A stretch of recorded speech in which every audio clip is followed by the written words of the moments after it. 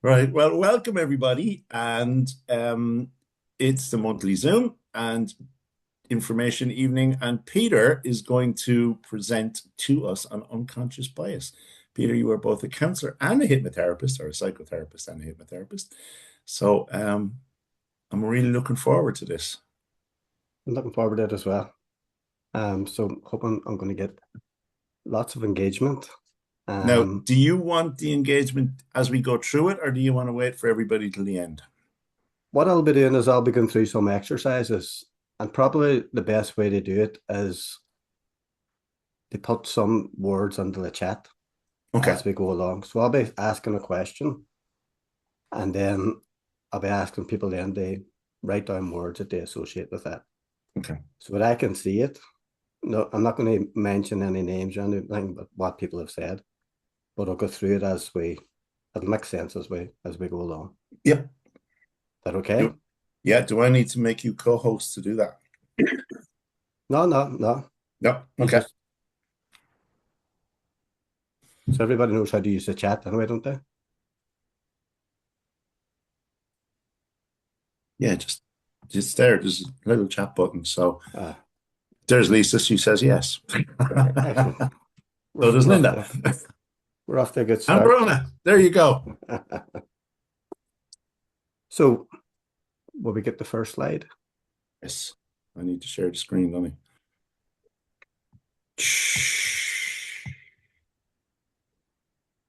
So I could hear that slide. what? Okay. There we go. So if I can go to the second one.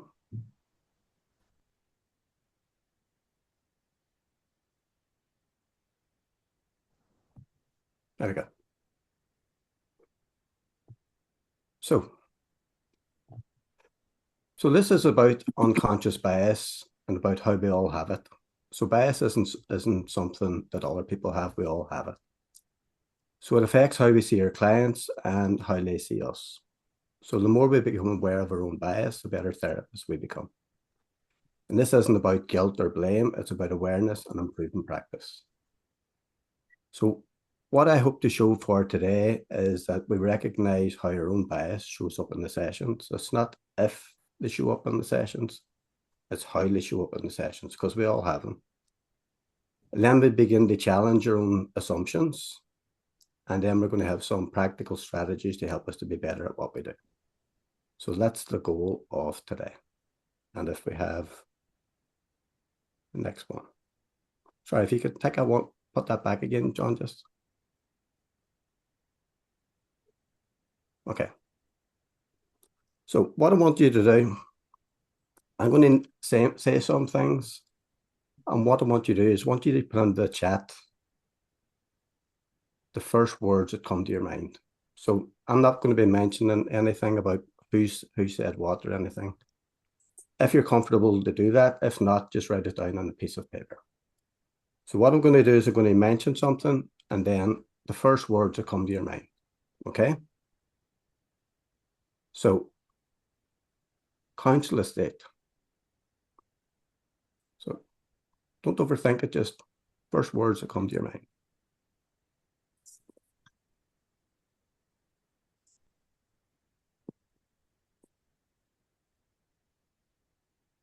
Okay.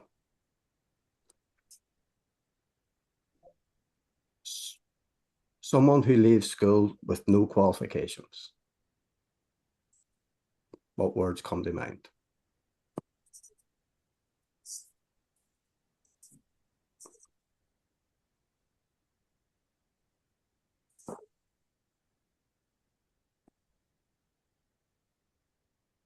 Okay.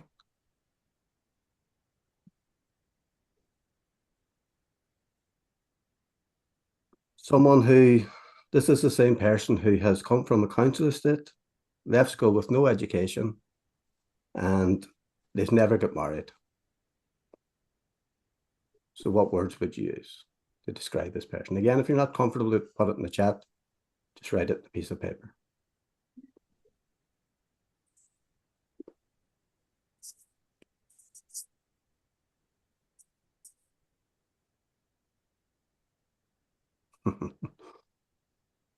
Oops, is sensible. Thought you'd like that. They have 2 children.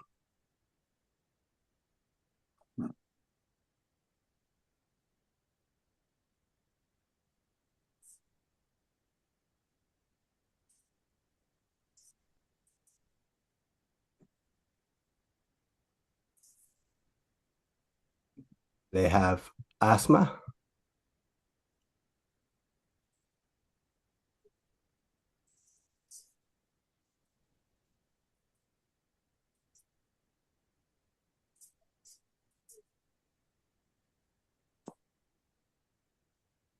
They haven't been employed by a company in the last 20 years.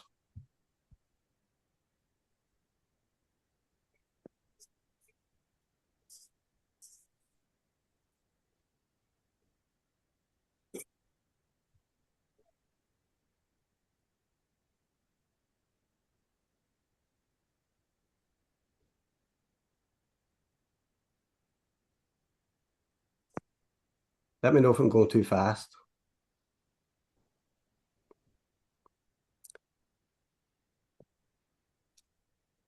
They're age 57.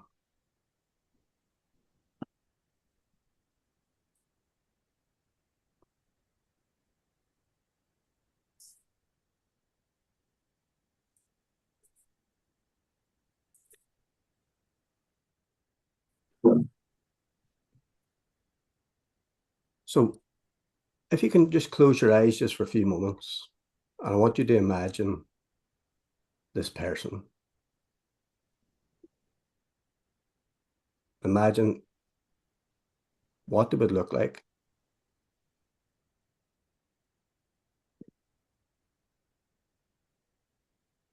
And then open your eyes and write down some words that you would use to describe the image of this person.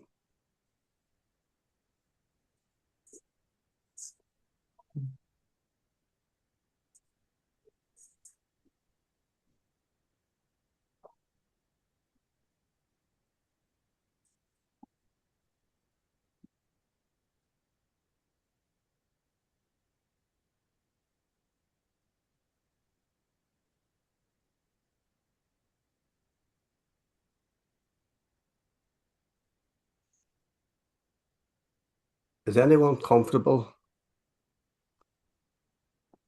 to share how they would have described that person? If not, it's no problem.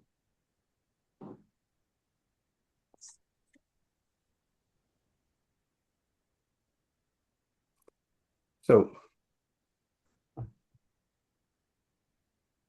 how many imagined a male and how many imagined a female? For me, M for male and F for female. Okay. So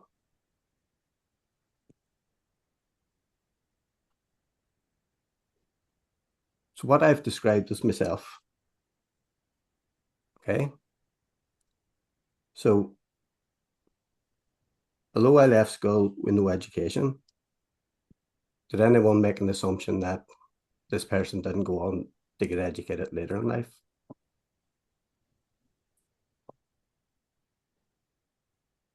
So I said he's never been married, but I've been in a long-term relationship for 36 years.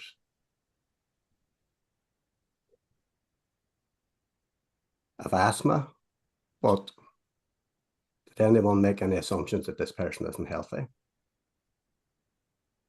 So I run marathons, so I keep myself healthy. Person hasn't been employed in 20 years. Did anybody make assumption that the person is unemployed rather than self-employed?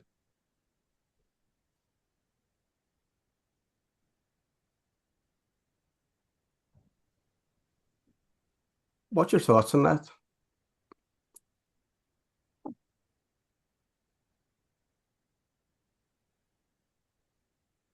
About how many assumptions was made? So we can go through some of the assumptions that I've been described as. It's fascinating, Peter. Right. I've been described as no hope, fat and very hairy, Well, unkempt. that was a guess. You got a guessing. Unkempt, unhealthy. Everybody got male, I think, and one got female. And John O'Connor, sorry for saying that. He says this is a self-description. So the purpose of that exercise is to show. So if we go on to the next slide.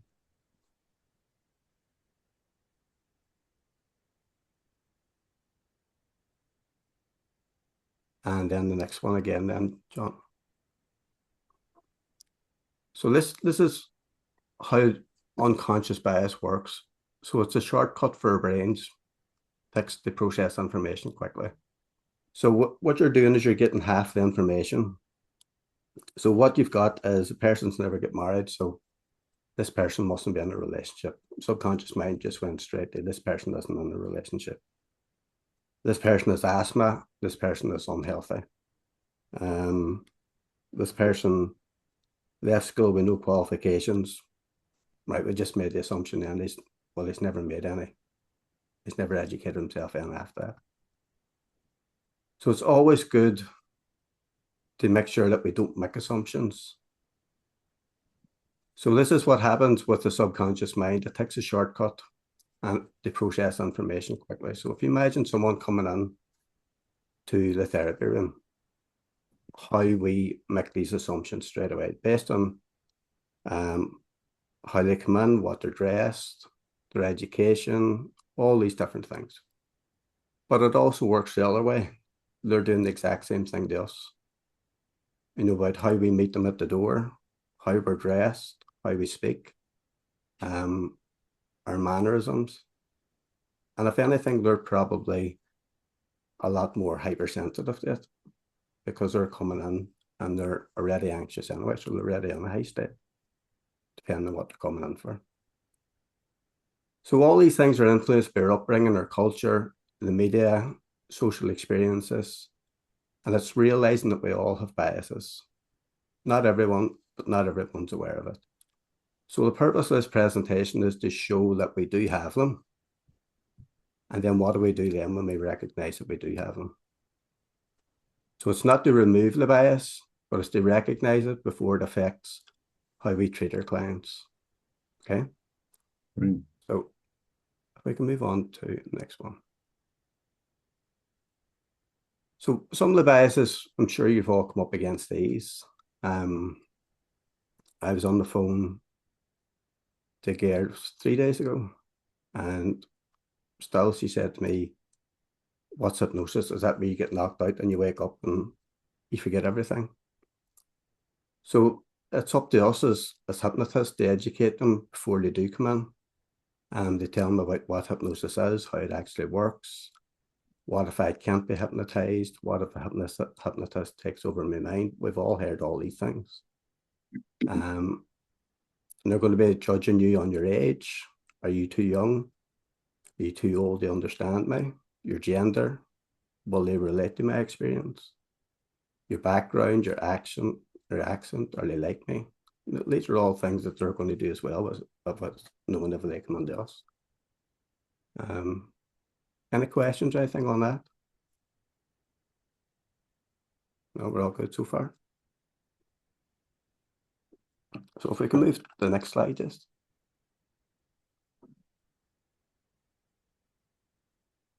So research has shown that these are words, and this isn't me being misogynistic or anything, but this is research that has shown that these are words that support female and words that's associated with males.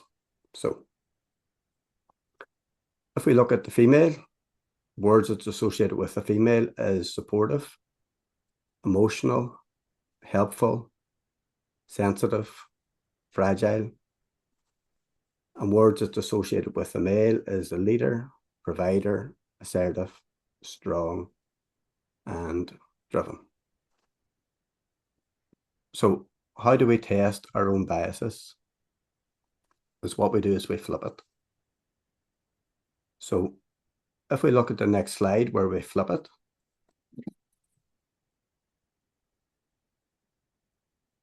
and just see how you feel this time now when you look at the slides. Is there anything that you might feel doesn't sit right with you?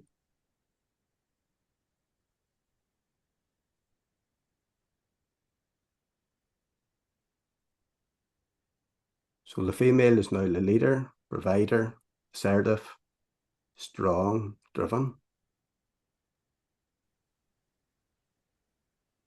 The male is supportive, emotional, helpful, sensitive, fragile.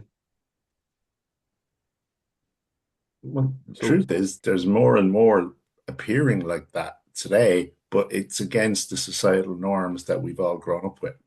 Yeah. So people are going to bring that with them into, not everybody, but some people will bring that with them into the conversation. So as a male, would you want to be seen as fragile?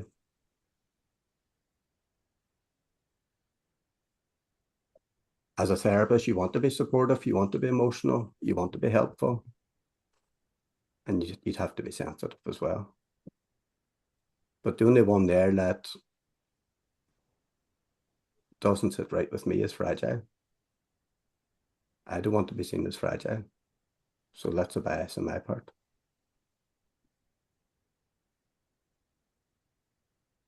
So that's what you do. You flip it, you test it. So we'll go to the next slide to see how you feel about this next one.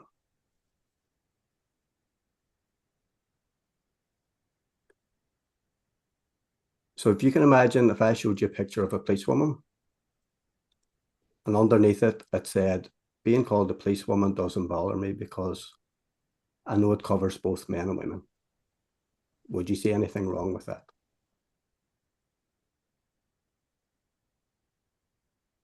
But now that we've flipped it, and I show you a picture of a policeman, but still the same slide. Right. Move too quick. Yeah. So now that you have a policeman there, and then underneath it, it says, being called a policewoman doesn't bother me at all because I know it covers both men and women. Does that sit right with you? Or do you think that's actually true? Would most policemen be happy enough to be called a policewoman? The answer is probably no. Probably not. But police women are expected to be seen it's okay to be called a policeman because they know it doesn't bother them. It's also the modern world, isn't it? We use the words called guys, hey guys, and women are included in that. Yeah. Yeah. But if it was switched around, and we were all starting to call hey girls, would we be okay with that?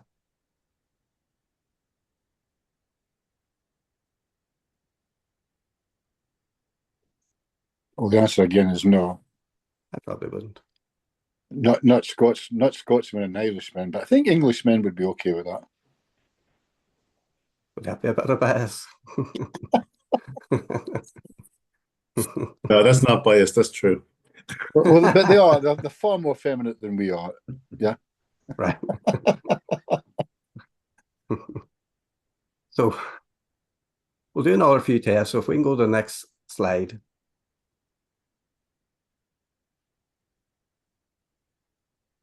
So imagine now you have two clients who have walked into the practice and you know nothing about them.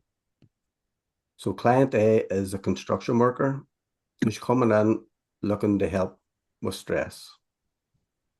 Client B is a yoga teacher and she is looking to get over the fear of flying. So she has practiced mindfulness and she's eager to get started. Who do you think would be easier to work with? Who do you think will engage more with the process? You can put on A or B in the chat, whoever you think would be easier to work with. 1 second.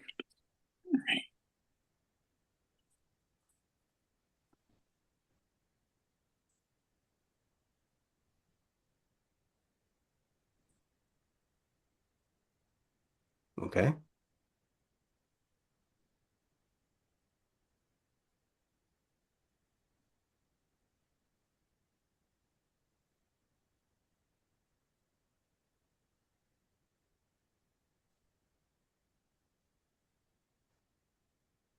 Any reasoning why you would have picked either one? For me, there is. It's just based on experience, I suppose. They're both easy because we're therapists. We know what we're doing with both of them. But Yeah. stress is challenging for all, and they don't have the belief in it, and they don't have the cojones for it. But people who have a fear of flying are absolutely up for it before they walk through my door, I find. Okay. Yeah. I didn't I didn't say either actually, because what I would say is it depends on their willingness to change and their willingness to work with you. So I Okay. wouldn't make a decision before they walked in the door, pretty much. Okay. So if we go to the next slide.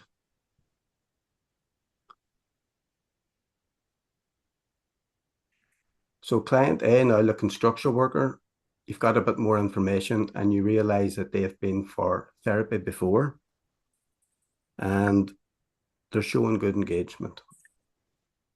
Client B, the yoga teacher, you just realize that she's been pressured by her family to attend. Who do you expect would be easier to work with now?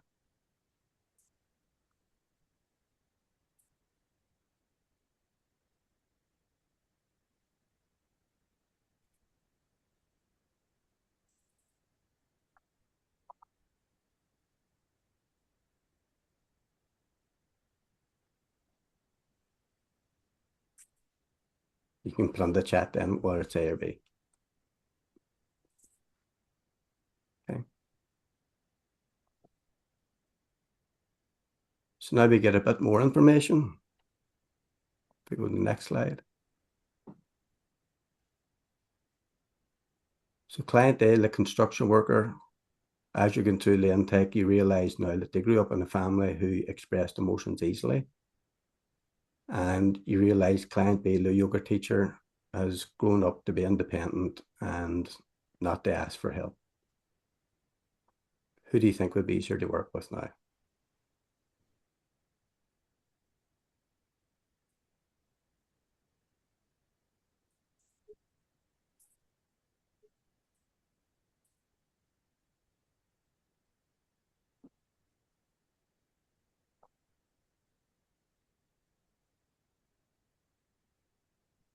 Okay. Anybody any thoughts or anything, or is happy just to continue? Okay, now we're going to go to the next slide. Oh, sorry, go back again. Sorry. Back, yeah. Someone? Yeah.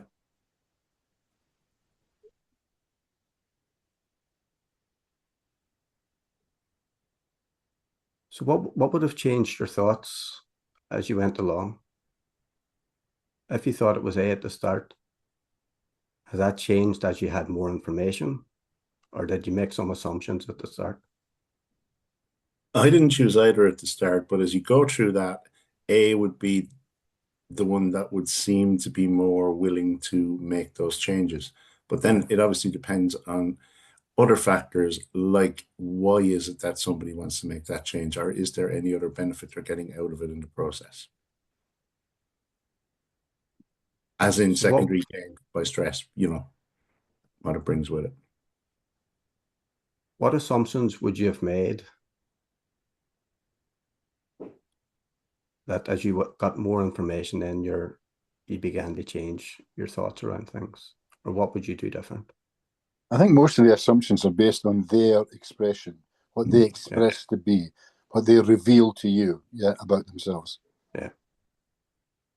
So it shows the importance of the intake, of taking the time, as I command at the start, and really getting to know the person and asking the right questions. One of the questions I ask is, tell me a bit more about you. Just the more information I have, the better your session is. What was life like growing up for you? What was school like for you? What was relationship with parents like? And just getting the whole background. And then what I'm looking for is the first 6 or 7 years about what they were downloading in that first 6 or 7 years. Where did they get the recognition? Who did they get the recognition from? And another question I ask is self-esteem. Say between a 1 and 10, where would you put yourself today as regards self-esteem? And say, for example, they said 4. And then I would ask, when was it at its highest? What was different around that time? Because now I know their self-esteem is attached to, say, things going well. So those are things then I'm going to use, in the session. Just the more information I have, the less assumptions I can make. And I think that's how we can get through the biases, is always asking. If I'm working with someone who has been sexually abused, I'll always ask them, are you okay working with a male? Are you okay with us being in the room on our own? Do you want someone else to come in with you? And I would always have a blanket as well, especially for females and males. The options there to put it around them. I never make the assumption that they're going to be okay to work with me. I make sure that they know they're coming in to work with a male as well. So I just think it's the more information we have, the better choices we can make as well. And any doubt at all, ask. So if we go to the next slide, we'll try another exercise.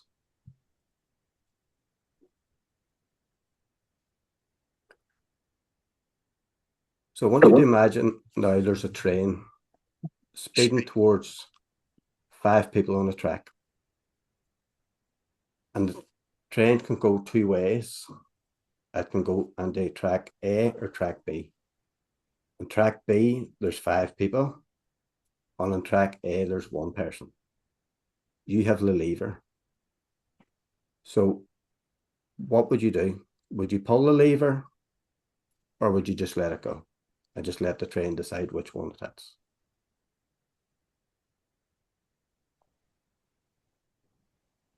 That's an impossible question. Not at all. Come on, man. Nothing's impossible. Come on, man. Grow up here. It's an impossible question. Oops. First, go with your first thought.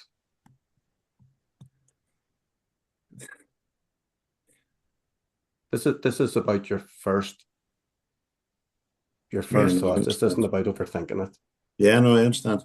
I mean, from a logical perspective, the way it's framed, Yeah. the 5 people are elderly, so the young person has a much longer life ahead of them. So obviously, so do you hit 1 or do you hit 5? Okay. But the young is a criminal. So, and the others are like researchers. They're very important. But you've just Um, jumped too far down the slide. yeah. You're not supposed to see that part yet. Oh shit. Sorry. It's all there for everyone to see. I know. That was Shit's my a fault. technical term, by the way. Specific, historic, incoherent thought. I don't curse. So imagine now you have the train. You have 5 people here, 1 person here. You have a lever. Do you pull the lever, or do you just let the train decide which one goes? Think about your first thought.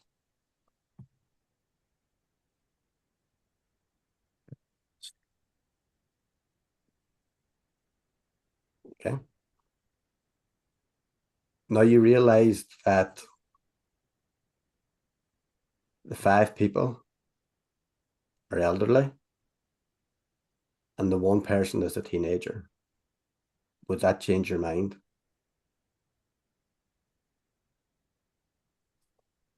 Which would you pull? Would you go for the teenager, save the teenager, or save the 5 pensioners?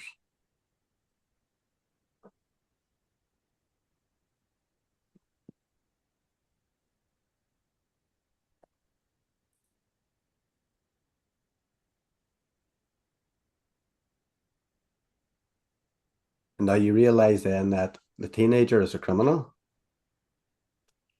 and the 5 pensioners are top of their game on cancer research, and they're just nearing retirement and they're just on the cusp of finding a cure for cancer. Would that change your decision?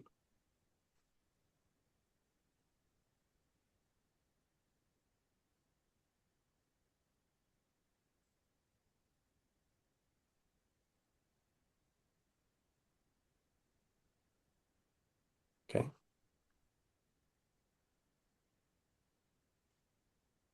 So if you take the slide up a wee bit, just.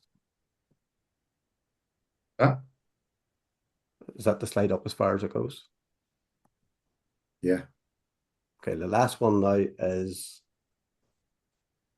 the teenager who's a criminal is a relative of yours, and the other 5 are strangers. What would you do?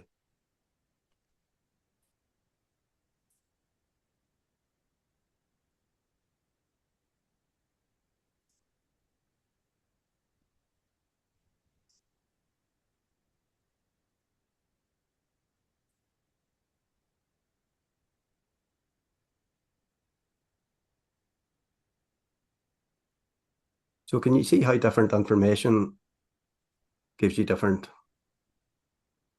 decisions?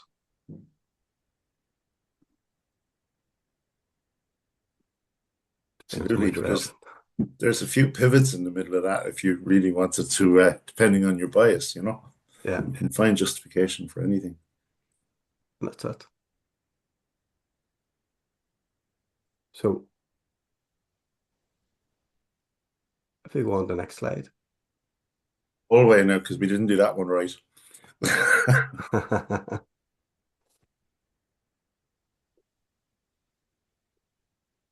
Should be following this on my side. So how would you say bias affects your sessions? Is there particular things that you'd want to work on more than others? Some people would want to work on smoking. Some people would want to work on weight loss. Some people would want to work on anxiety. So how you approach those different sessions, is that different? Is there a reason why that you'd want to work on smoking, or is there a reason why someone would want to avoid smoking? So is that going to come across if you're more passionate about working with people who have anxiety? Are you going to put more into those sessions as opposed to people who smoke or people who are looking to lose weight? What's your thoughts? Do you think that would make a difference? Absolutely. And I know it shouldn't, but I think it probably does for all of us because we all have a passion in certain areas. Yeah. And that we'll be more interested in more, or I don't know if the word is determined, but more focused, I suppose. We're also more knowledgeable, so we're using more of our skills when we're doing the stuff that we're passionate about, I would think. That may just be me, but Does the passion come because you get better results in that department? it possibly could, but it could also be the reason that we got into it in the first place. Hmm. Doesn't necessarily have to come from the better results, at least in my, then it's only my opinion. But Yeah. if we like, if I like working with, you know, and helping people overcome trauma in whatever form it is, that's where, yeah, that's where I probably do my best work. Hmm. Absolutely. Doesn't mean I don't give my all for the others. No, it does not mean that at all. I do. Hmm. Would I be But if you're asking me and putting me on the spot, would people with trauma probably get a better result and more of my focus? The answer is probably yes. Say Marginal, but some, yes. yeah. So say if someone come in for trauma, would you be inclined to give them extra time as opposed to someone who come in for smoking? Um, well, I always want the best result for any client that walks Mm. out the door. Always. Um, I would, I wouldn't say I get them more time, but I'd say I'm more invested. Does Yeah, that make sense? yeah. But it's recognizing that. Yeah. No, and I do. That I know that already. yeah, Like if I'm dealing with someone with weight loss, or whatever it is called today, weight management, if it's the beliefs behind it and the traumas that I tend to go after, and that's where I tend to yeah, spend most of my time doing that. And then the rest, then the other change. Other people may start on the food, or they may start on the exercise or the metabolism or whatever it is they go after. Whereas for me, it's the beliefs that go behind it is always the first one that I'll go after. But we all have different approaches. yeah. But it's aware of which would you prefer, and these are just rhetorical questions to reflect on. Mm. Do you prefer to work with younger clients? Do you prefer to work with older clients? What subject areas do you prefer to work on? Which ones do you not want to work on? Um,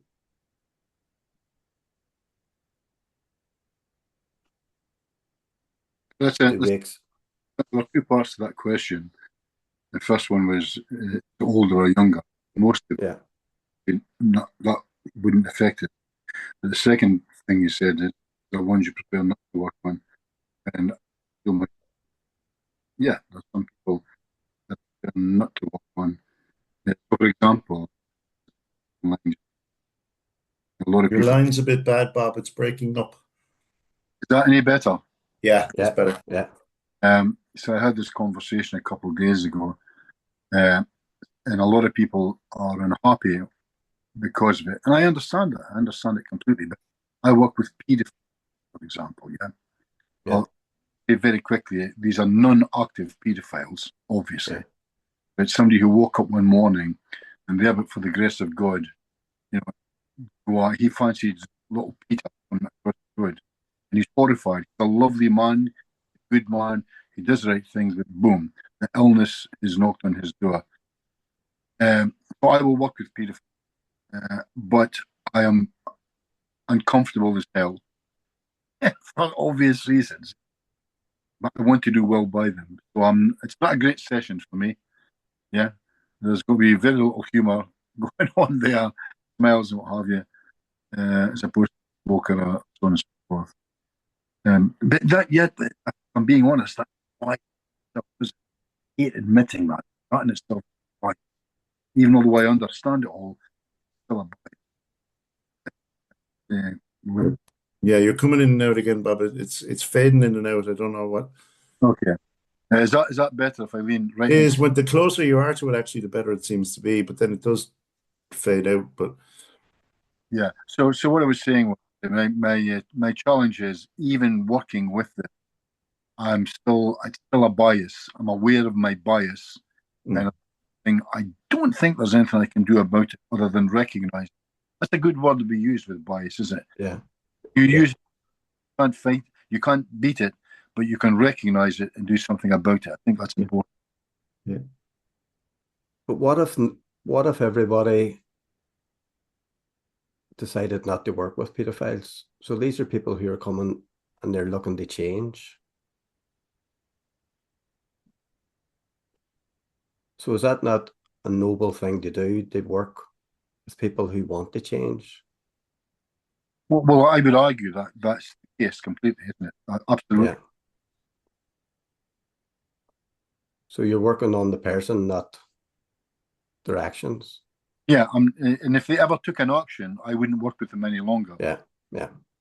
And indeed, I would report them to the police in a heartbeat. Yeah. But these are people who are recognizing that they're doing wrong Yeah. So this and they want to change. Yeah, so this part of it, we have to use the words carefully here, but this is the lovely part of them. This is a lovely person. Mm. Everything in their life is perfect except this thing. And guess Yeah, what? They've been honest enough to go and knock on someone's door and say, "This is what I am." I mean, yeah, that massive, massive courage. Yeah. 100%. But it also takes a lot of courage for you as well. In a way, yeah, in a way.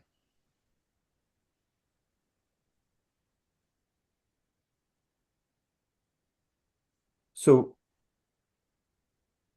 I want to share something that happened in when I was training.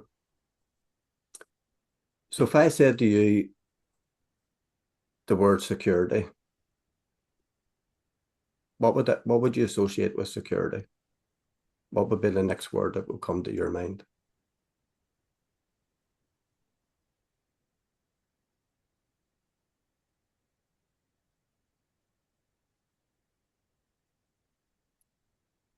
Very first Probably word. luck. Okay. Bob? Cash, probably. Money, yeah. Insecurity. And security? Insecurity. That's a word that would come to your mind. Yep. Mm-hmm. John, what would come to your mind? Actually, two things would come to my mind. One is safety conscious, and the other is emotional security. So when we were training, and some of the people that was there might see this here on replay, and I would love to hear their thoughts on it. So the trainer was taking everyone back to a time when they felt security. Now, this was in Derry, Northern Ireland, and everybody was looking at each other because I don't think anybody went back to security. Everything else, we go back to happy times, we go back to times when we felt loved.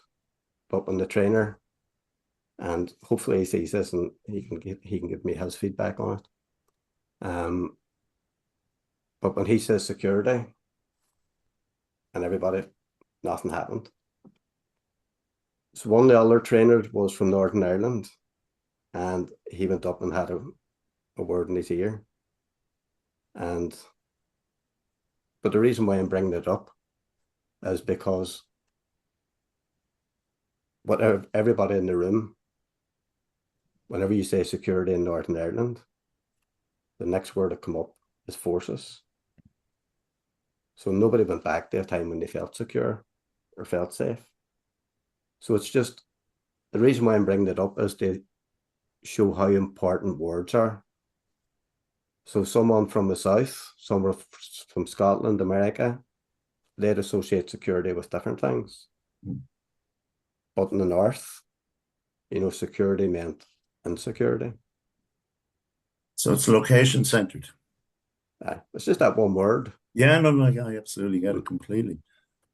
But it was really good because there's one time in the session I asked someone to go back to a time when they really felt happy, and nothing happened.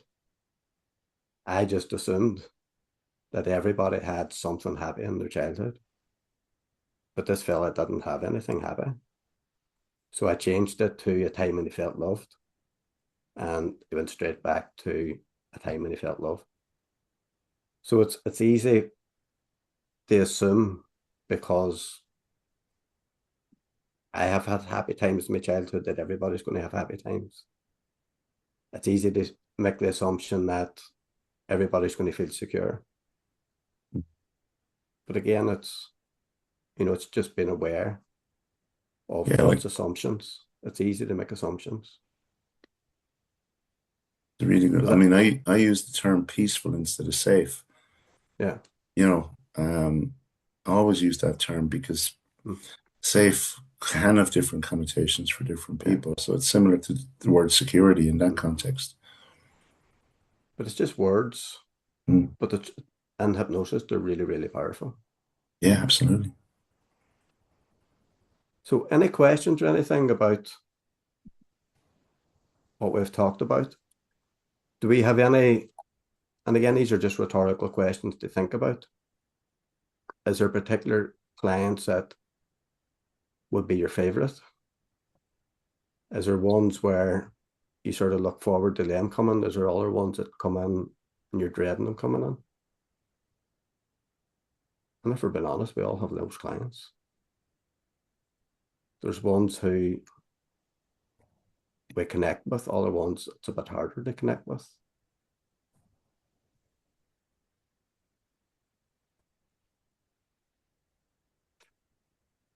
Is there another slide, John? Yeah, there is. There's three more actually. Yeah.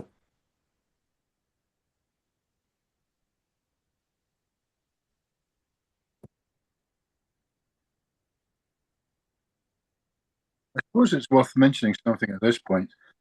I saw a client last week, and I wasn't looking forward to see them. And when I saw them, I was delighted to know that they didn't have tinnitus. I thought I was seeing them for tinnitus, but that was the client I was seeing in 2 hours' time. Yeah. And why I was not looking forward to seeing them with their tinnitus is that although I hypnotized my first person in 1973, Yeah. honest, I've never fixed tinnitus ever. I am the worst hypnotherapist in the world for tinnitus. And if you guys could share that so that everybody knows, I'd really appreciate it. But my point being, I didn't have a bias towards the person. But there you go, there's a different kind of bias, is it? I've got a bias to thing. Yeah. So that's an interesting one. I've got a bias towards tinnitus because I'm convinced I can't do anything with it. Yeah. It's an interesting one. But that's what we were saying earlier on. You know, is there certain things that you want to work with? Is there other things then that you don't want to work with as much?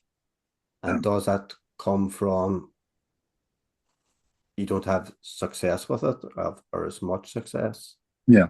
Yeah. Yeah.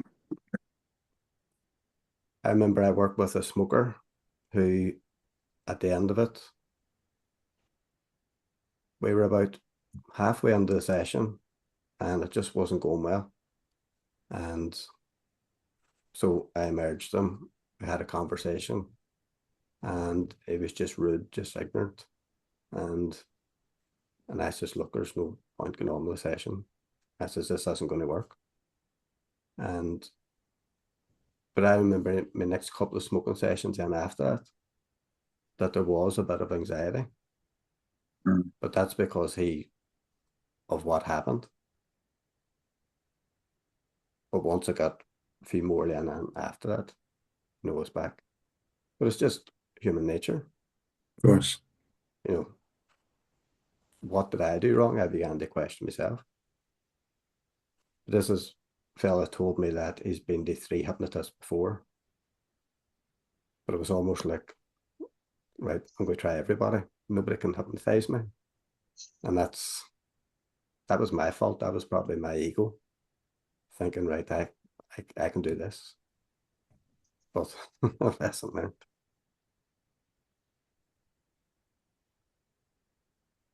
So, any questions, anything? I like your last comment on that page, Peter. The best therapists are the ones who question themselves the most. Yeah. So it's always good at the end of a session. As a counsellor, you have to have notes, at the end of every session. And I bring that practice on the hypnotherapy as well, about how the session went, just for my own benefit. How did I feel during the session? What parts could I have done better? It's just your own reflections. And it's questioning, did I do this part right? What about this? Could I have done that better? And it's always, I tell everybody that I don't know everything. Even when I'm teaching hypnosis, I tell them I don't know everything. I'll share everything I do know, but I'm learning every day. And it's the clients that teach me, such as the client who wouldn't go back to, or it couldn't go back to the time when they felt happy. I learned from that. And when I'm teaching hypnosis, I tell people you're going to make mistakes, but you're learning every time. I still make mistakes.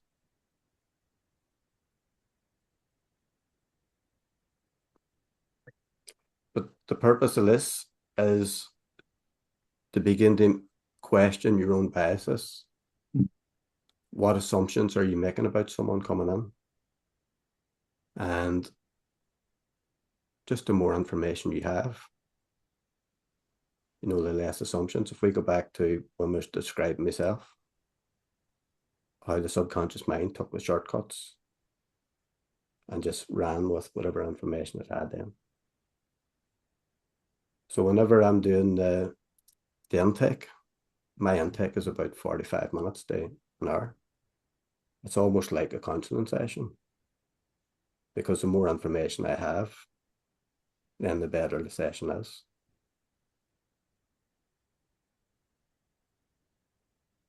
There's less assumptions you can make.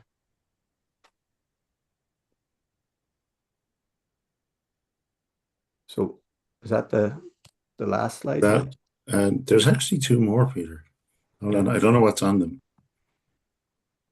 And I do have a question coming on that. There you go. Yeah, there you go. Because that was actually where I was going to ask you. Not because there's two things in that for me, actually. One is the bias part of it, which is what the presentation is about, and how that bias affects us. But the other is that last part that you mentioned about reviewing every session for yourself, or how you question yourself, particularly say after that smoking one. We've all had those kind of sessions. Like, is it good to do it just on your own, or is it good to find somebody to sit with and as another therapist that you'd feel safe with and willing to open up and have those conversations about, even to create that platform where people can actually do that in a safe environment? Great question. And it was something I was going to bring up that I forgot to bring up. There you go. So in counselling, part of being a counsellor is that you go to supervision every month. Yeah. So you go to a more experienced counsellor, and it doesn't always have to be more experienced, but it's part of counselling that you have to go for your license. But in hypnotherapy, we don't have it. Correct. But doing these kind of things that you're doing, John, every month, it's just like group supervision.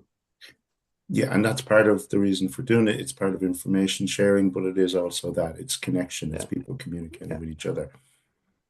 So today I had my supervision for this month. So I meet with another counsellor and we spend an hour and a half. And it's not just about client work. It's about you as a person. How are you? Anything going on with you? Anything that you're struggling with, business-wise, client-wise, personal-wise. So you build up this relationship with this counsellor, and it's important that you find the right supervisor that you can build up that relationship with. And when you get the right supervisor, it is brilliant, because you're able to bounce off, ideas. It's not that, it's like a peer-to-peer. Yeah, and I absolutely completely get that. And but one of the things I hear back continuously from people who, and obviously these people haven't found the right counselor or the right supervisor, is that it's almost a waste of money because they just have to do it, even though they don't need to do it most of the time. And that's some of the things I hear back sometimes, and it just becomes an almost an unnecessary expense. And that has happened in the past with me, where I was going through the motions and I was turning up, but whenever you find the right supervisor, that's priceless. I get it. And I know for me personally, and I'm not arguing against it, because I know for me personally that I have two people that I go to, and if there's anything I need to discuss, I do it. Yeah. You know, it's peer-to-peer stuff, and they'll do the same with Yeah. me. So I suppose the other side I'm kind of saying to everybody is that if you don't have it, you know, do find it, because it's Yeah. invaluable, because it's a lonely business. It's a lonely business being a therapist. And you know, the more support that's there, and that's actually what this communities and communities like this are all about, actually, is to allow people to support each other. That's one of the benefits of it. So if the conference needs to play a role in matching people off, then absolutely fine, because it's the importance of being safe and being open with that person. Yeah, that's key. And the course that I'm running, that's part of what the course is at the end, where it's an option that they can check in for supervision once a month. It's not compulsory, but I'm bringing what I'm learning from counselling and the hypnotherapy world. Mm. And if you get the right supervisor, it is brilliant. Yeah, and I get that absolutely completely, because you know, it's an invaluable tool, just to help load, or to, when you start to question yourself, or you have that bad client, or you have whatever it is that causes, you know, some kind of thing in your mind, that you kind of go, okay, and then you just talk it out with somebody, and then it's done. Yeah. And they're always there as well between the sessions. You know, say if an emergency comes up or something, you can always lift the phone and just check in, you know, this happened, and they'll give you guidance. Well, definitely, I would love to see it coming in the hypnotherapy. I think it's brilliant. It actually is available in hypnotherapy here in the South. Right. It's voluntary, yeah, but it's those that are serious about their practice are engaging with supervisors. Yeah. But that's the point I was making, John, is that you can have the formal supervision where you're paying X amount per month and you have to do X amount per sessions and all that kind of stuff.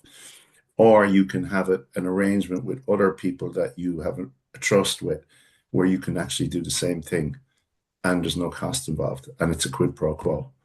Do you know? And that's actually, because I know, like, you know, everybody's running business and additional costs, but the need for this is, I completely accept it. That people need an outlet. They need to be able to talk and question and feel safe in doing so. So if people wanted to kind of, I suppose, almost connect or find somebody, you know, maybe we can look at trying to facilitate that or something. But, you know, if you don't know somebody already, or if you have somebody, great. If you haven't, go see who you think you'd get on with, and, you know, all right. Be honest with yourself as well. If you're meeting up with someone and you're only going through the motions, that's the wrong person for you. Correct. You know, if you're going to use that time, don't get the right person, and you'll know what's the right person because you'll be coming away from it feeling that you've learned something from it, and they're going to learn from you as well. Yeah. Peter, I have a couple of questions. Yeah. Would you agree that hypnotherapy and counseling are two very different disciplines? Yeah. And is there a risk when you're a counselor and a hypnotherapist, by qualification, that you can actually muddy the waters both ways? When I'm counseling, there's skills that you can bring from hypnotherapy. When I'm counseling, I talk a lot about the subconscious mind. There's no hypnosis involved, but a lot of the times, if you can get someone to understand about the subconscious mind and how it works and where this is coming from, and with counseling, you do have a lot more time because people are prepared to come in for up to 6 sessions. That's what they're normally accepting. But you can do a lot of work on that. But there's deeper work then that hypnotherapy is good for. Not everyone is going to be open to hypnosis.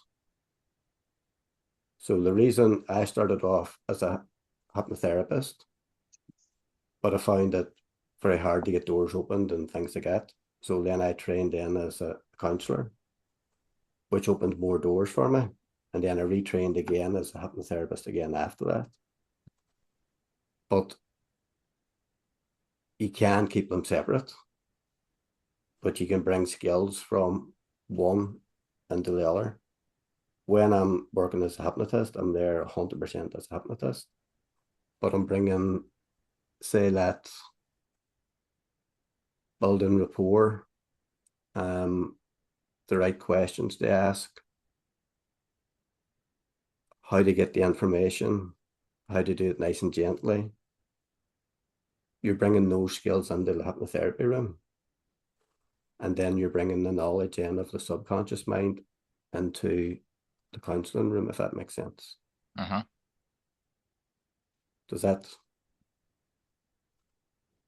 answer the question? Or It does, yeah, it does. Now I have another question, if I can.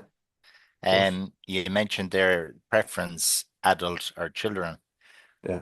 Personally, I consider everyone that's in hypnotic trance a child because they, in my experience anyway, they revert to a childlike space and time. Yeah. And my view on hypnosis, they are as vulnerable as a baby when you're changing the baby's nappy. Yeah. You know, you can actually green and powder the baby or you can slap its ass like, you know, it's the baby trusts you completely, as Yeah. does the client when you have them in hypnotic trance. That's a very good way of thinking about it. Because whenever you're saying that, you know, I'm imagining that you'd be very gentle and nurturing. It's a nice image to have, because you can see that they're vulnerable and fragile. But those that have changed nappies also know that there are times you have to be fairly quick on the job, and there isn't a lot of time for niceties. It's Yeah. just get it done. Yeah. But it's a nice image. It's a nice image to have about how they treat them, about how vulnerable they are when they're in the hypnosis as well. And then another thing about a long intake form, just this is my feeling on it, that Yeah. it can actually feed your unconscious bias with an awful lot of information. And when you do no content hypnotherapy, allow them to do the work. You're just holding space for them, guiding them through it. You don't need to know what their issue is.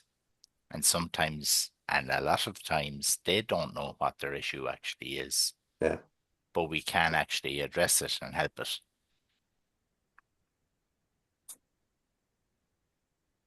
For me, it wouldn't really be an intake form. There's a very short part at the start where you're getting all the personal details. Mm-hmm. The rest is just like an easy flowing conversation where I'm just taking mental notes of what they've achieved in their life so that I can feed this back to them, you know, in hypnosis. Mm-hmm. Things that they're proud of when you're looking to reframe something. You know, this is what you've done. These are all the things that you've come through. These are all the amazing things that you've done.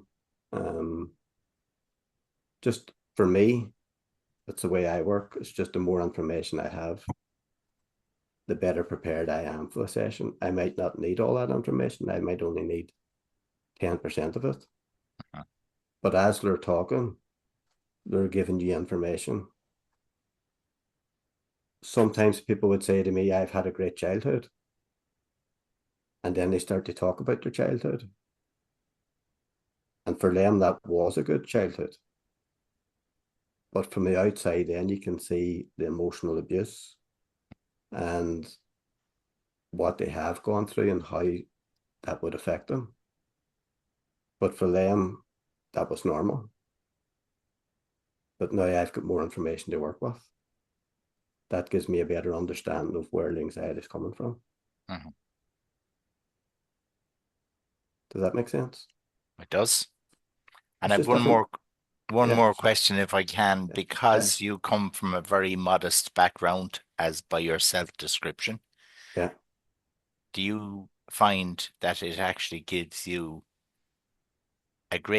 it's a great assistance to you that you can deal with the pauper or the multimillionaire regardless?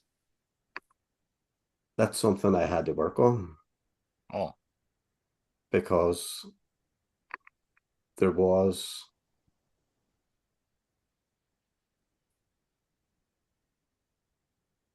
I had to work on forgetting about the titles. So I've done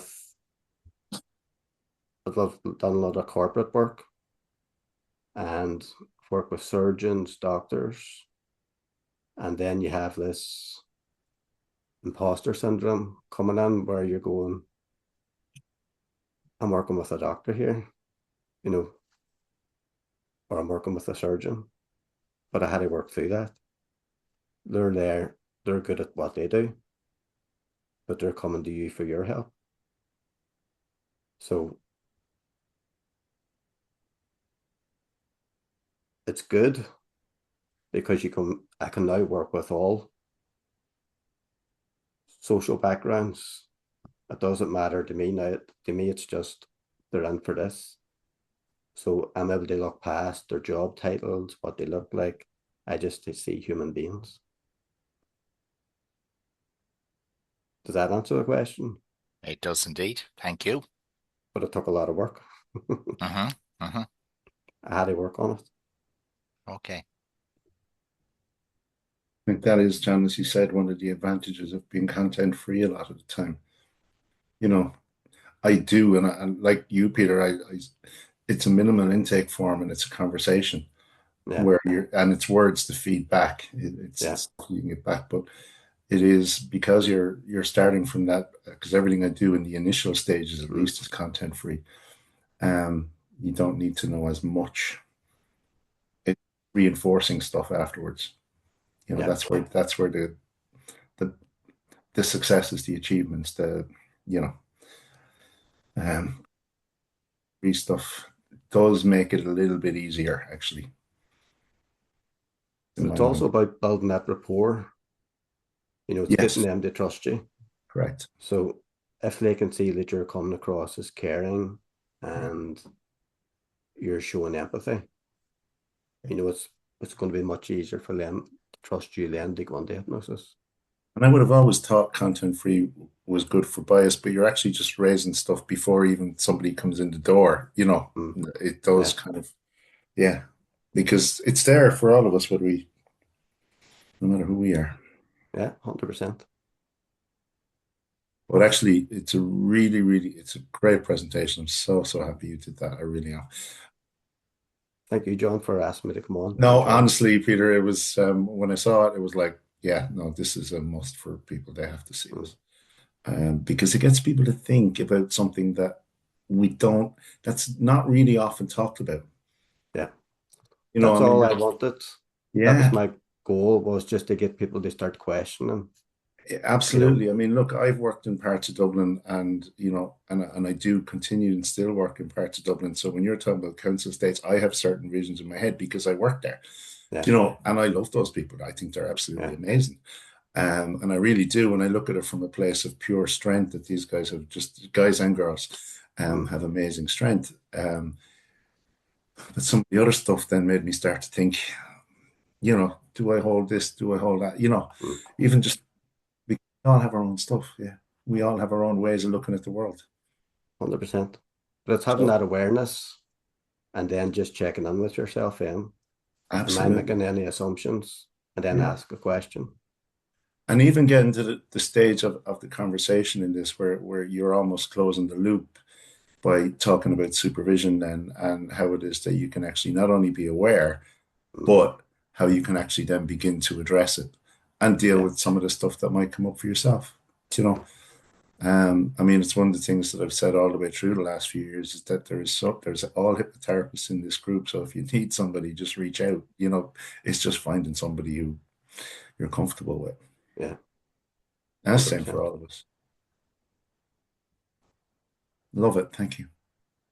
You're very welcome, John. Thank you for your participation. Can I stop sharing the screen now? Yeah. Because the last slide was just questions, but we've just kind of done all that as we went through it. Yeah. So there you go.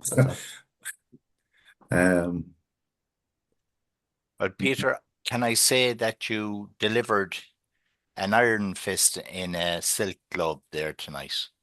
Thank you very much. Absolutely. Because wonderful. they're deep searching questions Yeah. that we don't. Thank you. Yeah. Thank you. Yeah. Thank you. Thank you for your participation and your questions. Yeah. Now, I'm going to stop recording now because Yeah. we've been recording for the last while. So thank you to everybody for watching it. And if you have any questions, then please, I'll put Peter's details in the end of this. So if he's okay with being bothered by people with queries in relation to this, I'm sure. Ask away. Ask More away. than happy. Absolutely. Yeah. Thank you. Thanks for watching, everybody.